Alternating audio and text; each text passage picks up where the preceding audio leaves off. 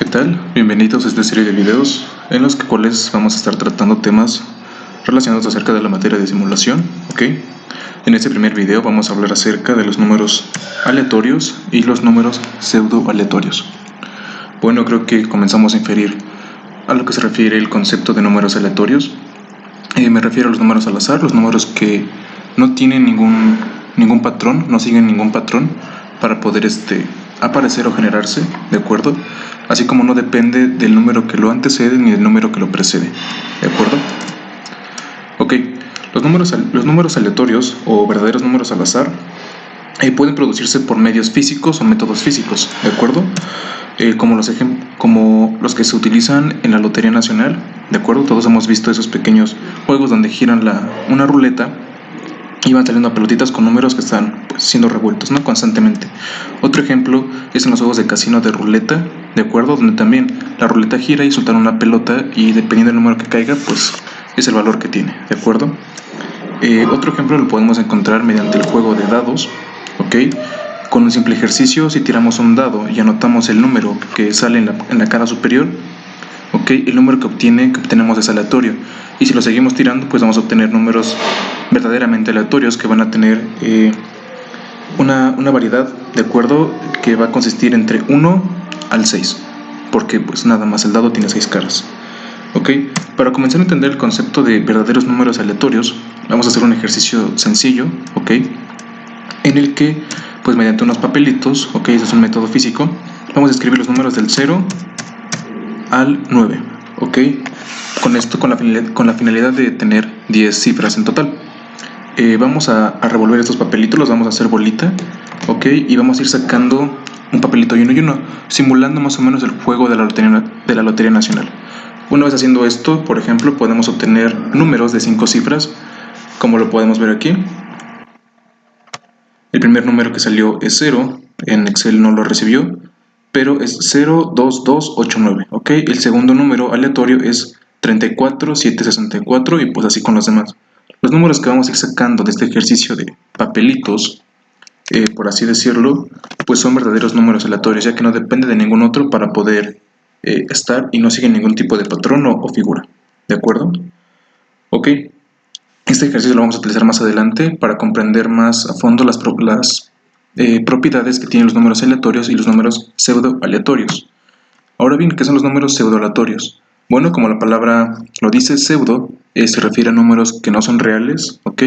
Números que son falsos, es decir, que no son verdaderos aleatorios. Los números aleatorios los podemos encontrar principalmente pseudo aleatorios para encriptar claves de seguridad, para encriptar contraseñas, ya que estos son generados por software, ¿de acuerdo? Los medios físicos no son muy recomendables a la hora de utilizar números pseudo aleatorios o aleatorios enormes, ya que como se dieron cuenta en el ejercicio pasado, pues su tiempo de generación es demasiado prolongado. Así que pues para simulaciones o para videojuegos también es el caso, utilizan generadores de números pseudo aleatorios, ¿ok? Que son generados mediante software, ¿de acuerdo? También se pueden utilizar en simulaciones en tercera dimensión, por ejemplo en procesos logísticos o en procesos industriales. Este ejemplo que tenemos aquí es de una pequeña planta de producción diseñada en el software Flexim 3D, ok, en su última versión. El software de Flexim es uno de los softwares líderes a nivel internacional de procesos en tercera dimensión, ¿de acuerdo? Aquí lo podemos ver, se utilizan números aleatorios para programar toda esta simulación, ok. Ya sabemos lo que es una simulación. Estas source o fuentes generan objetos o ítems, ¿ok? Que van a ser transportados por este pequeño camión a una cola de espera, la cual posteriormente va a pasar a un procesador, después a una banda de distribución, después a otra cola y pues así hasta completar todo el proceso, ya sea que se terminen de eliminar los productos o los ítems o que terminen en el inventario. Esto con la finalidad de pues obtener datos y estadísticas que van a ser usadas más a futuro para tomar alguna decisión en la fábrica que se esté simulando o en el proceso que se esté simulando, ¿de acuerdo? Ahora, los números pseudo-aleatorios en este tipo de simulaciones se utilizan para programar los objetos, ¿ok? Para programar qué tanto tiempo van a tardar, cuántos objetos van a entrar por hora, por minuto o por segundo, qué tiempo van a tardar en ser procesados, ¿ok? Qué tiempo van a tardar en llegar de un proceso a otro, ¿ok? todo lo que tenga que ver con variables referentes al tiempo, y algunas veces no, van a utilizar números pseudo aleatorios, ¿ok? Pero vamos a ver ahorita la generación de números aleatorios reales y vamos a explicar un poco de sus dos propiedades principales de estos conjuntos de números, ¿ok? Así que vayamos a Excel. Les recomiendo que para los siguientes ejercicios estamos utilizando Excel constantemente, ya que nos va a facilitar demasiado las tareas que vamos a estar realizando. Miren aquí, recuerdan el número, este es un conjunto de datos. Este conjunto de datos de números aleatorios o números pseudoaleatorios se le conoce como muestra.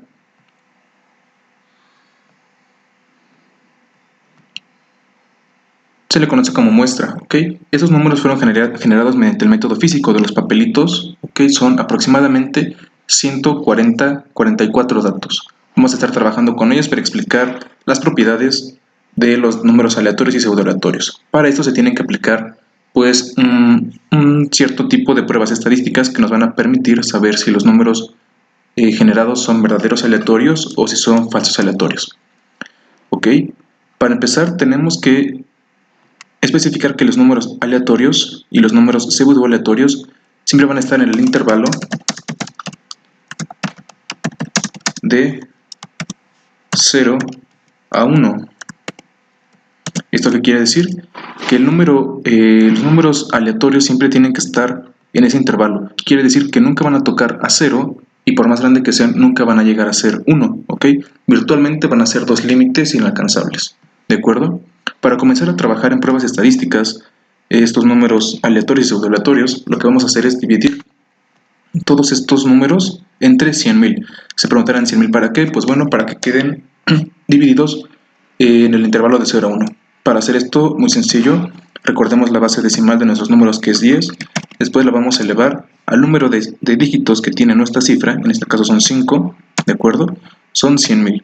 Esto quiere decir que si tomo aquí el primer número y lo divido entre 100.000, ¿de acuerdo? Ya tengo un número fraccionario no negativo entre el intervalo de 0 y 1.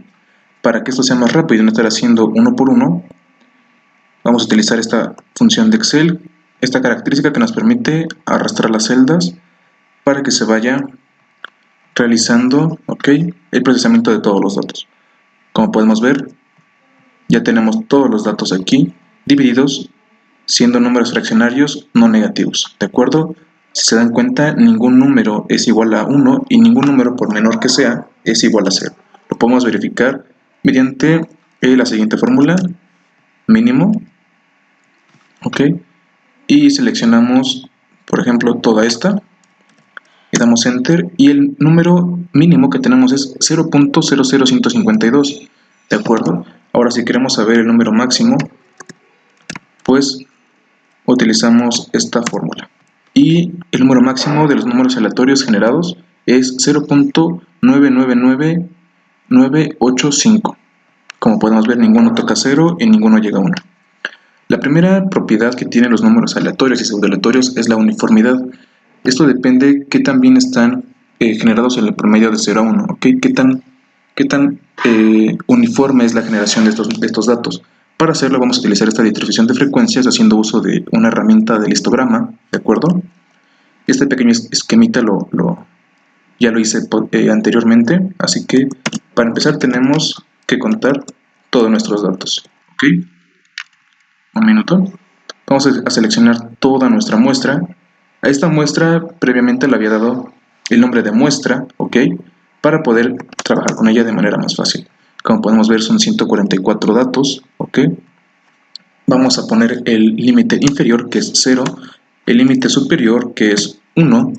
Para hacer este histograma vamos a dividirlo entre un determinado número de clases. Hay una fórmula para saber, dependiendo de la cantidad de datos que tenemos, la cantidad de clases que vamos a sacar, pero pues por el momento no la vamos a hacer ya que es muy sencilla. Así que vamos a darle un aproximado de 8 clases, ¿ok? Para saber el ancho de cada clase en el histograma, lo que vamos a hacer va a ser poner la fórmula de igual, el límite inferior más el límite superior entre el número de clases. Esto nos va a dejar con un ancho de clase de 0.125, ¿ok? Para hacer la distribución de frecuencias, vamos a iniciar desde el límite inferior hasta el siguiente intervalo, que es 0.125. Aquí le vamos a igualar, ¿de acuerdo? En ese intervalo de 0 a 125, ¿cuántos valores se encuentran? ¿Cuántos valores de esta muestra podemos encontrar dentro de ese intervalo? Para el siguiente, vamos a igualar el intervalo, esta va a ser el límite inferior esta vez, ¿de acuerdo? Y el límite inferior va a ser igual a esto más el ancho de clase. Para que podamos utilizar esta fórmula correctamente, vamos a bloquear el ancho de clase en su fila y columna para que no se mueva y su valor permanezca ahí. Vamos a arrastrarlo hasta abajo generando un total de 8 clases. Como podemos ver, tenemos desde el límite inferior hasta el límite superior en 8 clases de un ancho de 0.125, ¿de acuerdo? Ahora, para saber la distribución de frecuencias en estas clases, lo que vamos a hacer es seleccionar todo el espacio donde van a estar nuestros resultados, ¿ok? Vamos a escribir la fórmula de frecuencia de Excel. Ahora vamos a seleccionar nuestra muestra, ¿de acuerdo? Coma, en algunos Excel van a pedir punto y coma, pero depende de nuestro sistema operativo y de la versión que tengamos. En mi caso es coma. Ahora, ¿entre qué grupos se van a buscar las frecuencias y las coincidencias? Pues van a ser en este grupo, ¿de acuerdo? Desde 0.125 hasta 185. Como es una fórmula matricial en Excel, ok, va a ser el cruce de matrices. Vamos a dar Control Shift Enter para que nos dé el resultado. Ok, en ese intervalo de 0 a 0.125 hay 13 valores. En el intervalo de 0.875 a 1 hay un total de 14 valores. ¿Ok? Para confirmarlo, pues hacemos aquí la sumatoria rápida, seleccionamos todos estos valores, nos damos esta parte de la barra de herramientas y pues hacemos una autosuma rápida que, como vemos, se iguala a esta. ¿Ok? Ahora, para saber la uniformidad de esta muestra de números aleatorios, lo que tenemos que hacer es generar el histograma seleccionando las frecuencias, yéndonos aquí a insertar gráficos, columna en 2D, ¿ok? Hacemos el gráfico un poco más pequeño para que podamos trabajar con él, perdón. Lo movemos a este pequeño esquemita. El título del gráfico es uniformidad. Hasta este punto todavía no es un verdadero histograma, ya que si lo recordamos de nuestras clases de probabilidad y estadística, las barras del histograma tienen que estar juntas, ¿ok? Porque no hay intervalos entre cada una de las clases, o sea que inmediatamente después de uno viene el otro. Para esto lo que vamos a hacer es irnos a esta parte de opciones de serie. En superposición de series vamos a dar un 0% y en el ancho de rango un 0%. De esta forma ya tenemos las barras juntas donde podemos ver bien el promedio de distribución de nuestros números aleatorios reales. Pero desde este punto pues nada más aparece la sombra. Lo que tenemos que hacer es irnos al relleno de la figura, seleccionarla, relleno sólido,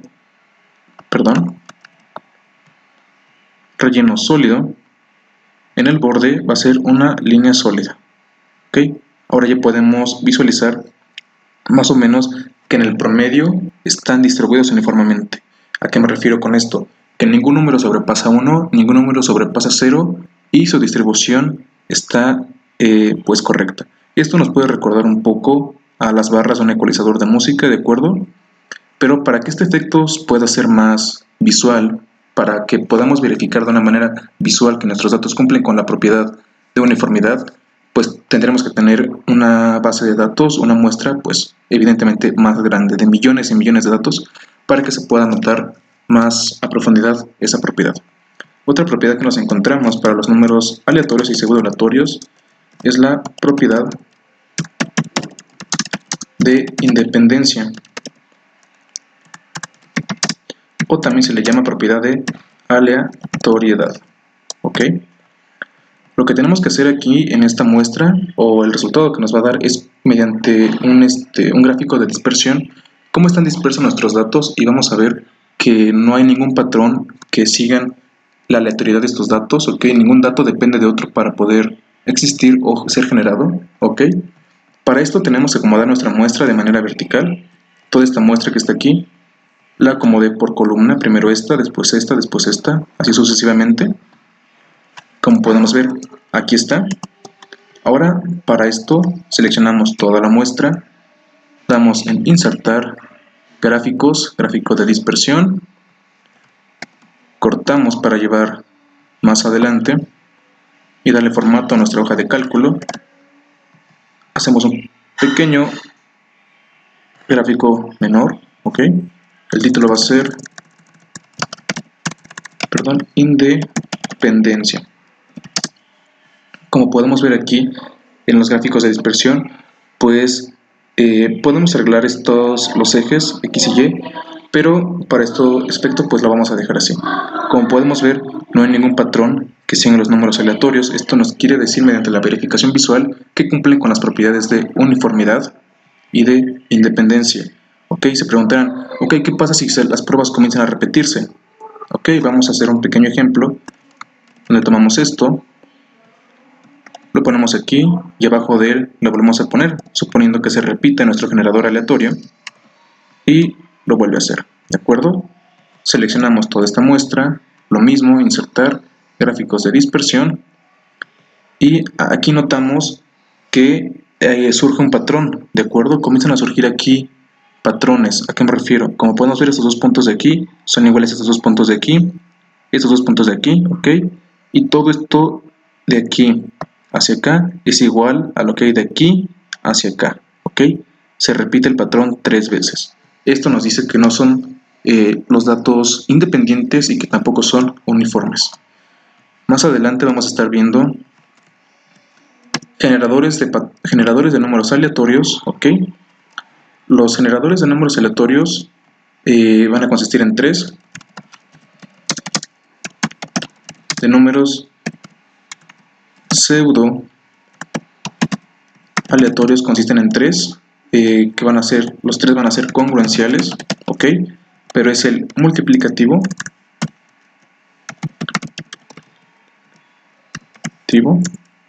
¿ok? El mixto,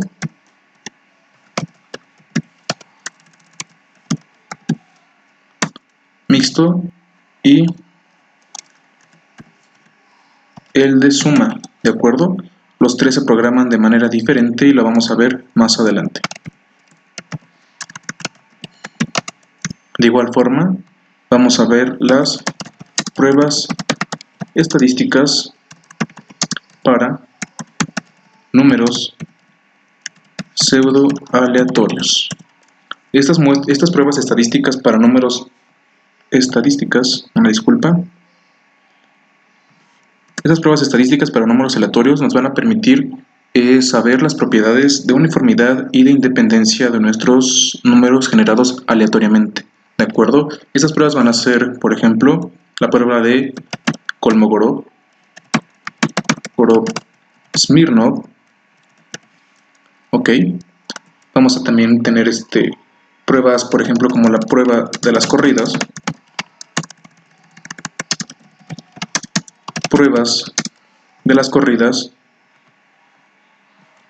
arriba y abajo de la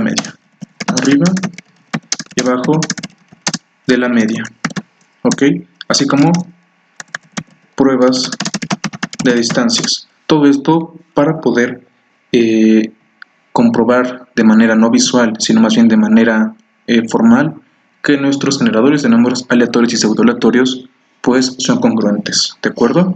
Aquí la primera clase, espero les haya podido ayudar y nos veremos en el siguiente video.